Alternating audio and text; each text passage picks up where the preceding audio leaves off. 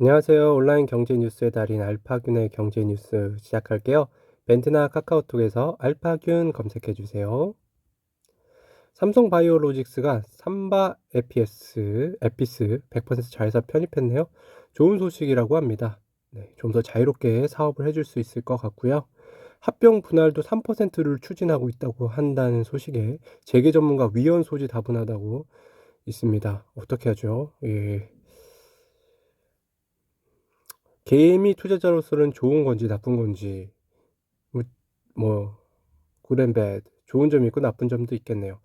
대신증권에서요 부동산 리츠에 대한 보고서를 냈습니다. 보고서를 보고 싶으신 분들은 여기에 클릭하셔서 보시면 될 것 같아요. 리츠에 얼마나 관심이 있으신가요? 리츠는 배당을 많이 주죠. 자, 조회수가 3건입니다. 정치에 관심 많으신가요? 한국경제 기사인데요. 사설 국민 들들 볶더니 확진 사실 숨긴 청와대 내로남불이라고 합니다. 현행 예방 접종 완료자 관리 지침은 확진자 발생 시 직간접 접촉자들에게 곧바로 알리고 검진과 자가격리 등 엄격한 통제 지침을 따르도록 강제하고 있다.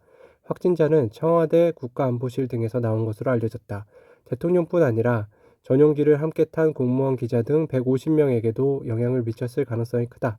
지침대로라면 전원에게 알리고 조치를 취하는 게 맞다. 그런데도 청와대는 확진 사실을 숨기는 등 지침을 깡그리 무시했다고 합니다. 그럼 안 되죠. 예. 저게 사실입니까?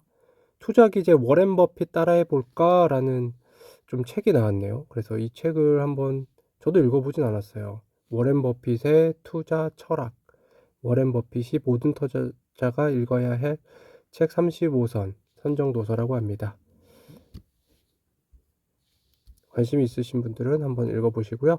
미래에셋증권 작년 영업이익 1조 5천억 원 역대 최대. 이현호 서울경제 기자입니다. 배당에 관련된 얘기인데요. 실적과 함께 미래에셋증권은 앞으로 적극적인 주주 환원 정책에 나서겠다는 계획도 발표했어요. 당장 올해 주주들에게 보통주 100원, 1우선주 330원, 2우선주 300원 등의 현금 배당을 할 계획이에요. 1740억 원 규모인 자사주 2천만 주도 소각할 방침입니다. 배당과 자사주 소각을 합친 주주 환원 규모는 모두 3,622억 원으로 지난해 약속한 주주 환원 성향 30% 이상을 넘는 수준입니다. 증권업계에서는 매우 이례적인 행보로 보고 있어요. 미래에셋증권은 추가로 자사주 1,000만 주도 매입할 계획입니다. 미래에셋증권 관계자는 변동성이 커진 국내외 시장 환경 속에서도 철저한 위험 관리를 통해 다변화된 수익 포트폴리오를 구축해 역대 최대 이익을 달성했다며 미래에셋의 경영 목표인 주주가치 제고를 위한 자사주 매입과 소각 등의 주주 환원 활동을 지속해서 해나갈 방침이라고 했습니다. 직방이 새로운 데를 또 인수했네요. 재미있는 사업을 해요. 삼성 SDS 홈 IoT 인수했어요. 글로벌 스마트홈 시장을 진출하겠다고 합니다. 박호현 서울경제 기자고요. 국내 1의 프롭테크 기업이자 유니콘인 직방은 이번 인수로 부동산 거래를 넘어 주거 편의 서비스를 제공하는 홈시어지를 비롯해 쉐어하우스, 주거관리 등으로 사업 영역을 확장한다는 전략이고요. 안성우 직방 대표는요, 직방의 주거 컨텐츠와 삼성 홈 IoT 하드웨어를 결합해 스마트홈 시장에 혁신을 일으킬 것이라며 직방은 국내 부동산 거래를 넘어 글로벌 종합 프롭테크 기업으로 거듭나겠다고 말했습니다.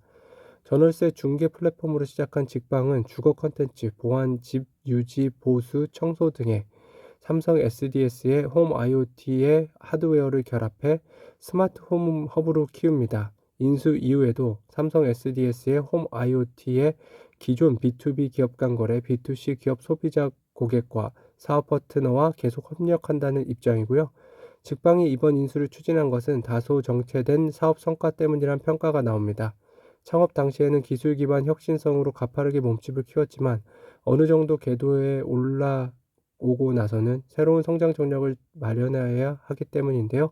직방의 2020년 매출은 458억 원으로 전년 동기 대비 10% 늘었습니다. 스타트업들은 혁신 사업을 하는 특성상 거래액이나 매출이 말 그대로 폭풍 성장을 해야 하지만 직방의 경우에는 가파른 성장을 하다가 어느 수준에서 정체한 모습을 보였습니다.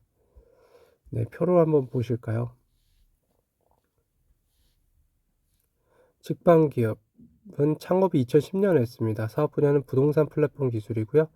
누적 투자 금액이 2,280억 원입니다.